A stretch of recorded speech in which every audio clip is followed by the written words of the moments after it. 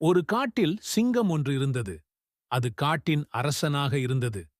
அதன் அதிரடி கொக்கரிப்பு அனைத்து மிருகங்களுக்கும் பயத்தை ஏற்படுத்தியது. ஒரு நாள் சிங்கம் தூங்கிக் கொண்டிருந்த போது ஒரு சிறிய எலி அது மீது ஓடி வந்தது.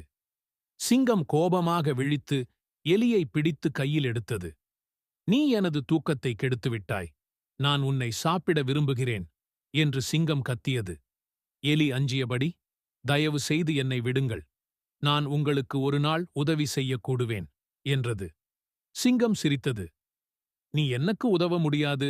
ஆனால் சரி, நான் உன்னை விடுவிக்கிறேன்" என்று கூறி எலியை விட்டுவிட்டது. காலங்கள் கடந்து சென்றன.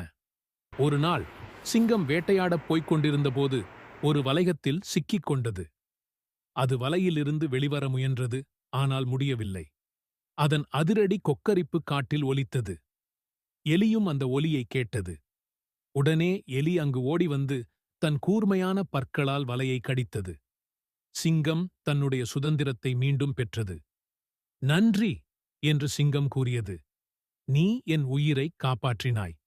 அப்பொழுது எலி சொன்னது, "நீ எனக்கு கருணை காட்டினாய். இன்று நான் உங்களுக்கு உதவ முடிந்தது. எல்லா உயிர்களும் ஒருவருக்கு ஒருவேளை உதவ முடியும்.